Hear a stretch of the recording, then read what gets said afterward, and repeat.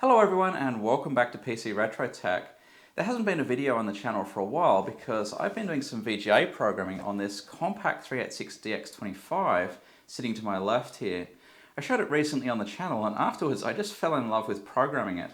But unfortunately the graphics haven't quite reached the point where there's something interesting to show you guys, but look out for that in an upcoming episode. In today's video, I want to look at something quite special that I've been hanging on to for a while. This is a card that was pointed out to me by a viewer of the channel in an online auction, and I was able to acquire it. And you've probably heard of the Paradise 88 chipset, which is used in a lot of early VGA cards, but this card actually precedes that. It's a 1986 card from Paradise. And the other thing that makes this really special is that it comes in an original box. Very often when we buy old video cards, they're just on their own or maybe wrapped in some foil if we're lucky. But this one has a complete description on the back. And that makes it really interesting as an object for PC archaeology. We often have no idea how these cards were pitched to the marketplace, what they're intended for or what their features are. But this one has a whole load of very interesting information on the back, which I'll go through in a moment. Before I get to that though, there's a couple of really special announcements that I want to make. The first announcement is about this incredible blog article that's appeared from Viola. Now Viola was involved in the 8088 MPH demo for the IBM PC that appeared quite a few years back, and also was the main graphical artist for the Area 5150 demo, also for the PC, which I was also involved with, which we released last year. And he tracks down in this article a glitch that affected that demo. You can see it here. And this is a glitch of the 6845 CRT controller chip that was used on the original IBM CGA card. I had a video on the channel recently about such glitches, but here he tracks down a glitch which I don't cover, and you can see it here in some custom software that he wrote to study this. Now, I don't want to scroll too far through this article because I'll give away the really incredible surprise toward the end. And I recommend that if you're into PC archaeology, that you also read this from the very beginning without spoiling the surprise. It really is an incredible diagram that he has at the end to display the data that he collected. An amazing pattern appears. It's a really incredible find. He's not paying me to say this. In this world of AI-generated content, it's really great to have beautifully crafted articles like this with an incredible amount of work that's gone into it, down to writing custom software to track something down. So I'll mention this again at the end of the video. If you want to check it out, it is well worth your time. The second announcement is something very exciting for me personally. The demo, Area 5150 for the IBM PC that I was involved with late last year, that we released at the Evoke 2022 demo competition in Germany, has been nominated for 2 Meteoric Awards. Now, the Meteorics are kind of like a meta award for the demo scene, if you like, and they've made the claim that the jury watches every one of the 2,000 productions for the year and picks the best ones from across the whole demo scene.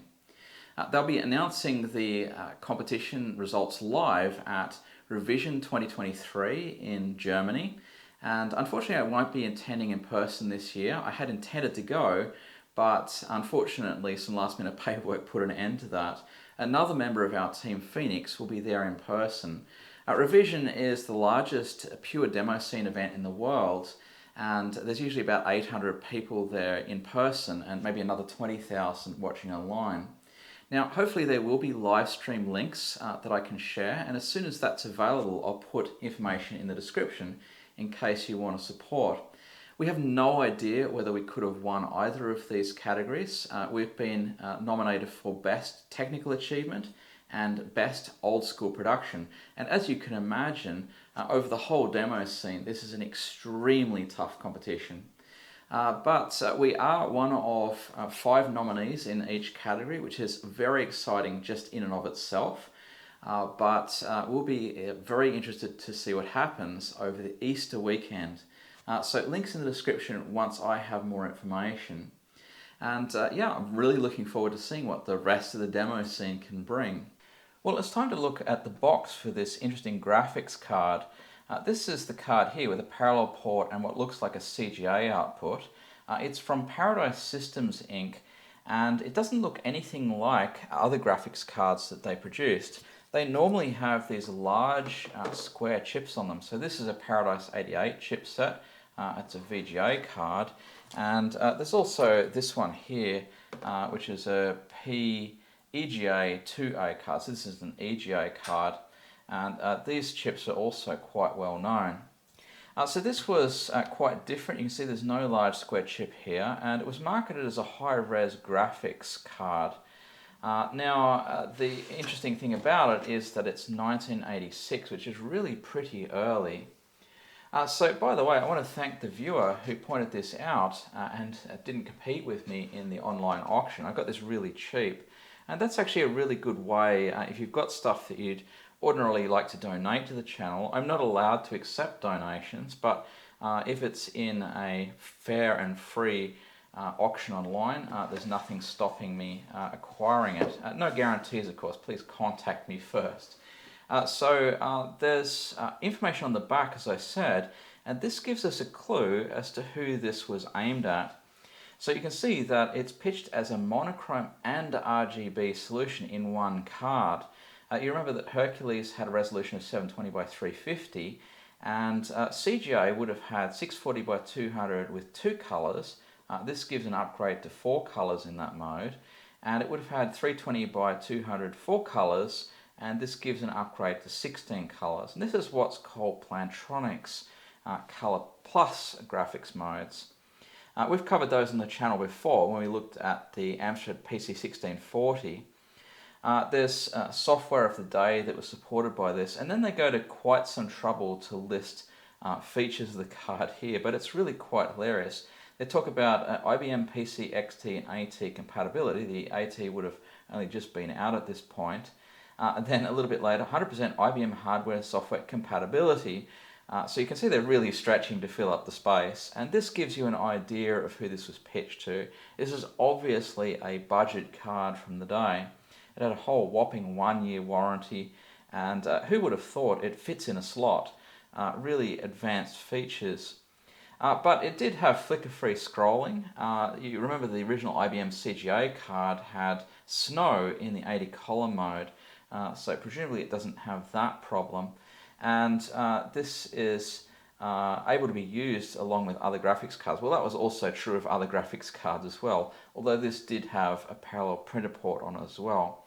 But let's get stuck in and take a look at what I consider to be the interesting features of this, particularly the color modes that are available. If you recognize the card or the box, we have seen them on the channel before, and I promised to get back to these when I had more time and information. After that video, a viewer pointed out that this Paradise Systems PPC1 chip is a parallel port controller chip, and it gives unidirectional parallel port capability. There's also a PPC2, which would make this bidirectional. And this is the Paradise video controller chip, the PVC2. And as far as I can see, there was only PVC2 and PVC4.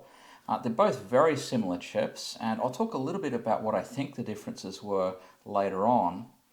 And along with that, there's a bog standard 6845 CRT controller chip, and you'd expect to find one of those on early monochrome, Hercules, CGA, and even Color Plus cards.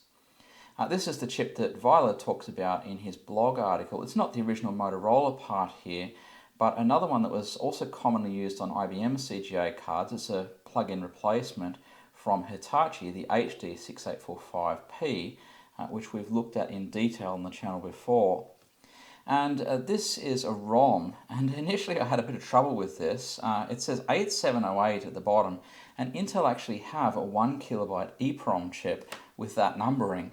But of course that's the date code, and actually the chip number is at the top here. It's HY2764D-20, and it took quite a while for me to find the right permutation in Google to figure out what this is. It turns out there's a Toshiba part number with different lettering but the same numbering, and it's an 8 kilobyte EEPROM. And it looks like with HY here, this one's probably just a Hyundai, perhaps, variant of that chip. You can see on the box art this label is missing and there's just a glass window here. That's for erasing the chip with ultraviolet light. So we know it is definitely an EEPROM. There's a bunch of 741LS logic chips here, boring, and a bunch of proprietary Paradise chips here. We have no information on those. There's no data sheets available for them.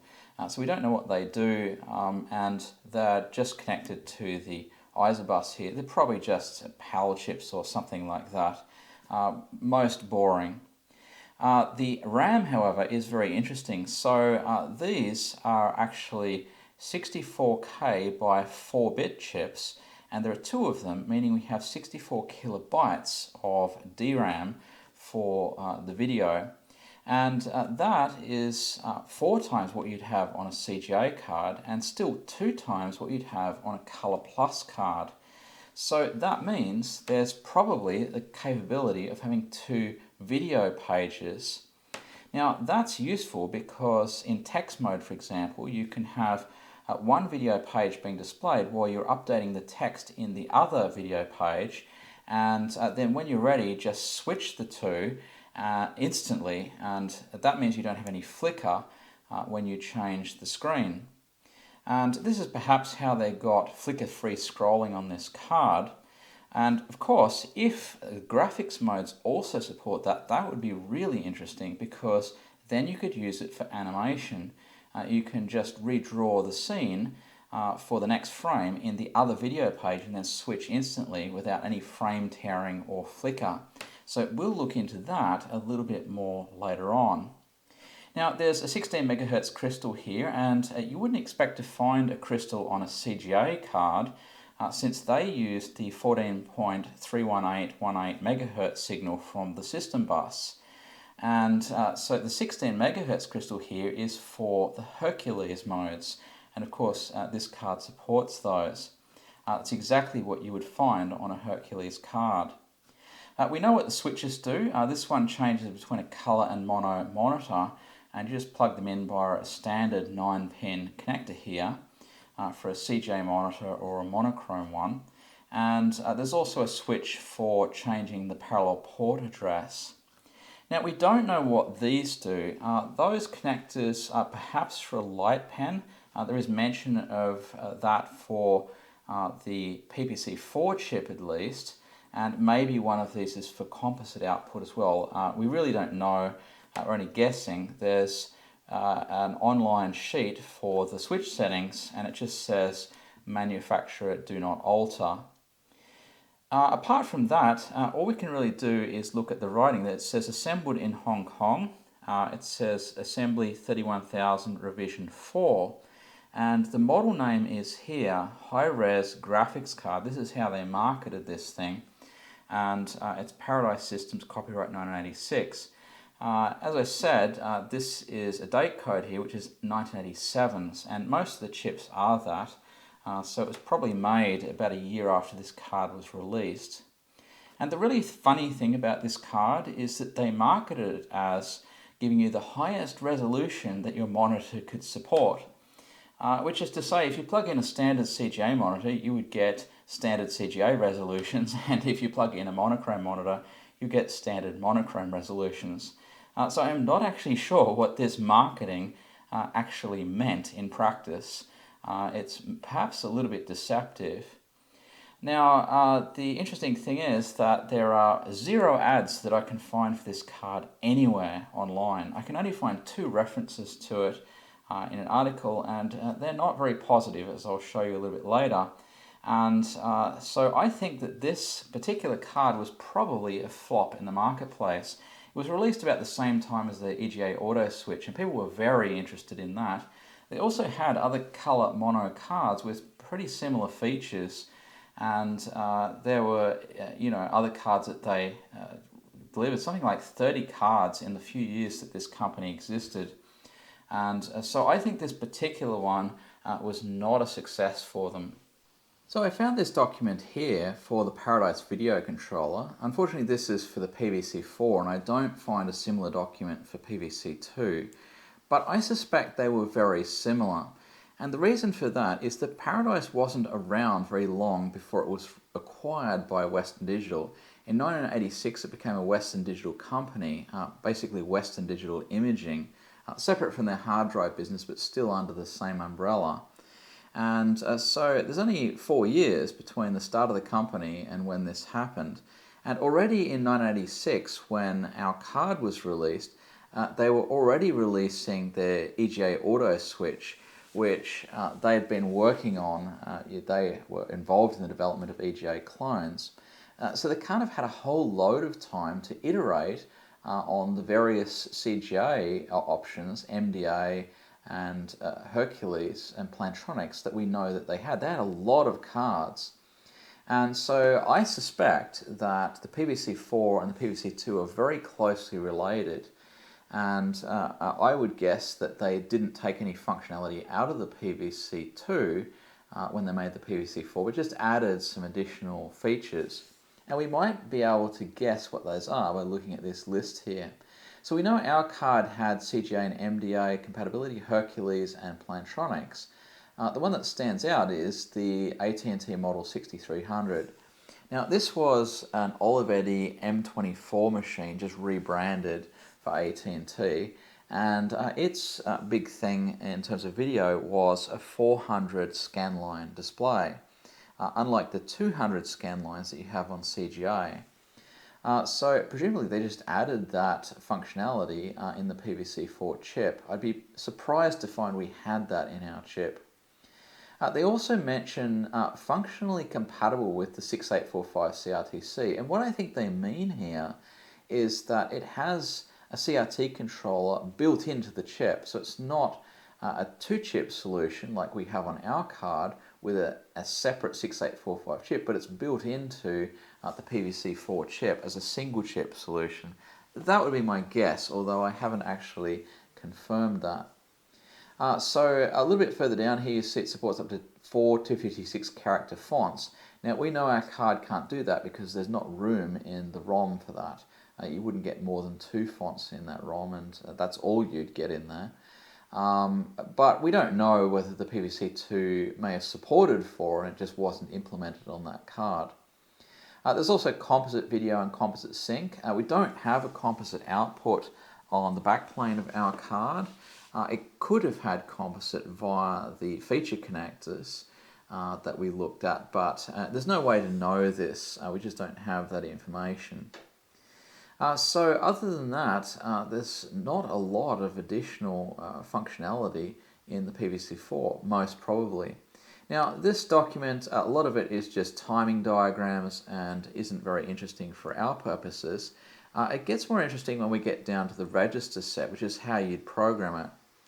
The first register is the Paradise register, and this is obviously something specific to Paradise.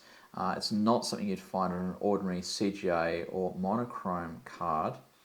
And this was at port 3XB, where X would be a D if you're in color modes and a B if you're in monochrome mode. So they basically had 2 sets of registers in effect for whichever mode you were using. So a lot of this is stuff that you'd expect to find on a card that had to support additional features. So for example, there's a bit here to enable the Plantronics Color Plus registers, and it looks like it does dual duty on the PVC-4. It also switches on the M24 registers. There's ability to switch from monochrome to color Olivetti monitor type. I don't know whether that was something that the Olivetti actually already had. And yeah, the rest of it's more mundane. So the next register is the configuration register, and again, this is not something you would expect to find on a CGA card. You can see you can switch between 200 scan lines and 400 scan lines to support the Olivetti M24. Presumably our chip doesn't have that. And the rest of it's more mundane. The RAM is quite interesting here. So remember, our card has 2 64K by 4-bit chips, and that's not an option listed here. Now, I don't think this is particularly significant. I just think that by the time the PVC-4 came around, the RAM configurations that were available, the chips that were available were a little bit different. And so these were what you'd normally have. But it is interesting that this supports 64 kilobytes of RAM just like our card does. And I'm still wondering what this was for. I've read through this document and I'm actually still left with a question mark about what the extra RAM did. So let me try and explain that. So first of all, we have a status register here, and this is the color version and is exactly what you'd have on a CGA card, except for this bit here, which gives an indication of whether you're in normal IBM mode or the M24 color mode. You wouldn't have that on a CGA card. I don't know whether that was on an Olivetti M24. I don't have one of those machines, so it's not something I can test or that I know off the top of my head. Maybe someone can comment below if they know this. So then we have the mode register, and again, this is something that you would have on a CGA card. And it looks like it's set up exactly the same as a CGA card, except for this bit here. And this is the first place that we see the ability to change video RAM page. So you can go from first to a second page, but this is just for Hercules mode, which is a bit disappointing. I'm looking for something that would allow me to change it for the CGA modes and the Plantronics modes. And so I don't think this is going to be what we want. So then we have a diagram for the clock, which I won't go into, and the CGA border control register. This is basically exactly the same as what you'd have on a CGA card. This bit is different. For Plantronics, you have an extra bit for selecting intensified foreground colors, but otherwise it's the same as for a CGA card, and the text mode looks the same as well. So then we get on to the Plantronics Color Plus register, and this is something you would actually find on a Plantronics card. Here is to select the normal IBM CGA mode, and then there's the 320 by 200 16 color mode and the 640 by 200 4 color modes that you would find on a Plantronics Color Plus. So these are things you don't have on CGA. And it basically says not to use this option. It doesn't do anything. So finally, you can select between a first and a second 16K plane. And I think this is standard for Plantronics Color Plus. Basically, only one plane at once was present in the memory address space of the CPU. And you had to, first of all, write to one of the planes, then switch it by changing this bit, and then write to the other plane. To change the rest of the color information. And so I think this is completely standard for Color Plus. Notice these are both 16K. So again, we don't have any indication of what the additional 32 kilobytes of memory is for on our card. So then we have the Hercules register, and presumably this is identical to what you'd have on a Hercules card. I'm not an expert on Hercules, so I won't say any more about that. And then there's the M24 register, again presumably it's something you'd find on an M24 machine. And again, I'm not an expert on that either. So here you can switch between 200 and 400 line mode. You can change between two character fonts, and there's also the ability to change, again, just 16K memory planes. So no hints there about what the extra memory is for. And then we're already down to the bog standard 6845 CRT controller registers. And there's really nothing here that's different. So I'm left with a question mark about what that extra memory is for. Now, one possibility that occurred to me is that you can have both a monochrome and a color mode stored safely in memory, and you need two separate memory blocks for this, and that the extra memory is used when you're in the monochrome mode versus in the color mode. And if you change modes, then you don't lose the information that was there. So that's one possibility, but it doesn't make a huge amount of sense for our board. I mean, Certainly, you're not going to get Hercules modes, for example, on a CGA monitor, and you can't display color on a monochrome monitor. So it's not really clear why you would need this ability to switch between the two modes. If you want to change the monitor on our board, then you actually need to switch that physical switch. It's not a dual monitor solution. Now, it is true that Paradise had a multi-display card, presumably with two ports you could plug different monitors into. So perhaps their chips needed to support that. But remember that on our board, with only a single monitor output, we still have the 64K of memory.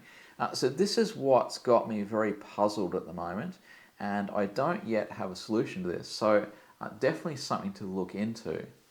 Well, I've done a little bit more reading and I have actually figured out what the extra memory on our card is for, and I apologize that there were probably people screaming at the monitor in the previous section. I'll get back to that in a moment. First, I want to show you this article I found in Byte magazine in November 1986, so right at the end of the year where our card was released.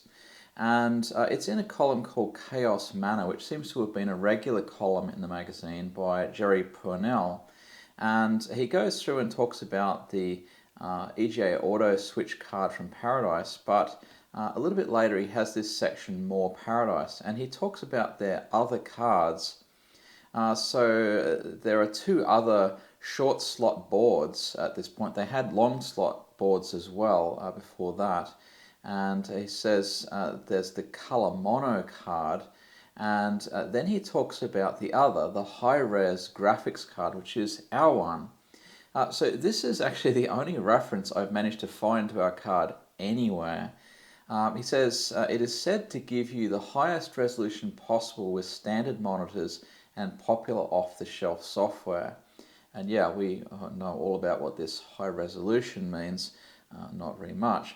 And of course the other feature that they advertise this with is flicker-free scrolling. I still haven't got to the bottom of what that's all about, but at any rate, he tries this thing out, and he says he left it on overnight with the system turned on. In the morning, all the text had moved over so far to the left that part of the first character on each line was gone. There's no horizontal hold adjustment on the monitor. And basically he says he tried to sort this problem out, got nowhere with it, and so he called up Paradise, and he got put on hold. So yeah, even tech reviewers back in the day didn't get very good service from these companies. So he got nowhere with this, and in a later column in the next month's issue, he said that Paradise eventually sent him a replacement card, which is about all he could expect them to do. And it had exactly the same problem. And that's basically the end of the trail. As far as I can tell, there's no mention of it anywhere. There are no ads for this card whatsoever. So Paradise certainly had a lot of cards that were very popular. The Auto Switch EGA, for example. And they had a color mono card that was very popular, and also a modular graphics card, which you'll find advertised everywhere. And there was also a memory board that they produced, which was very highly sold, and you'll see adverts for it everywhere, but no adverts whatsoever for our card. So I really think that this card was a flop in the marketplace. Basically, no one bought it, and that's probably explains why it's so rare. So let's get back to this mystery of the 64 kilobytes of RAM that we have on our card. And as I said, there were probably Hercules experts that were immediately saying, I know the answer to this. So it turns out that Hercules has a resolution of 720 by 348. I think it depends if you're in text or graphics mode. There's also a 720 by 350 essentially. And so this is going to only take 32 kilobytes of RAM, but Hercules had the ability to have a second page of video RAM. And basically, if you look at the Hercules register here, there's a bit for enabling the second page of video RAM to be accessed, and that bit switches on a block of memory starting at B000 in the address space of the processor, and the ordinary block of memory, the 32K for the first page, will be at the B800 segment address. So this is essentially why you need 64 kilobytes of RAM on a Hercules card, because you have these two pages. Now, what I haven't quite figured out at the moment is how to switch the pages. I mean, it's all very well to be able to write to one, but you want to be able to select the one that's displayed, and that is not in this register here. So presumably we have to go back and look at the earlier registers where we had the ability to switch pages. So let's just scroll up here, and there it is. In the mode register, we have the ability to swap between the first and second page of Hercules video RAM. Now, what I'm wondering about this, and this is an experiment that I want to try, is if I put this thing into CGA graphics mode, or even better into Plantronics mode, and then change this bit, will I just get it to change to the other 32K memory, allowing us to have multiple pages in those color modes as well? So that's what I want to find out, and this is what I was hoping to find, because now we have an experiment we can actually try. Well, I've written a little program here which will try to flip that Hercules bit to see if we can change the page in CGA graphics mode. So this is CGA mode 4, and this is 320 by 204 color mode. And I've just put a pattern in ordinary CGA memory here. And so now when I press a key, what should happen is it should flip that Hercules bit to change the memory page. So let's see if anything happens. And unfortunately, nothing. I also wrote some code to check this with the bit for the Plantronics mode, and unfortunately, same result. Some of these registers are write protected, and you have to do a quick read in succession from another register to enable them. I've done all of that, so I think I've tried everything I can here, and it is just a little bit disappointing that they seem to have overlooked on a 64 kilobyte card the possibility of adding extra pages for CGA and Plantronics graphics modes. Really quite surprising, actually. Well, what do you do when the hardware designers give you lemons? Well, you run Doom, of course, and this is my 386DX25, and basically this is running a FastDoom port of that, which should run on a 386. So in fact, the person who's responsible for this port actually pointed this out previously on the channel. And as you can see, it comes up in glorious 16 colors using the Plantronics mode. Unfortunately, after that, it is actually going to work this time. Last time I tried it, it didn't work. So look at this. We're playing Doom on a 38625 in 16 color Plantronics. So that is really surprising. I did not expect this to work.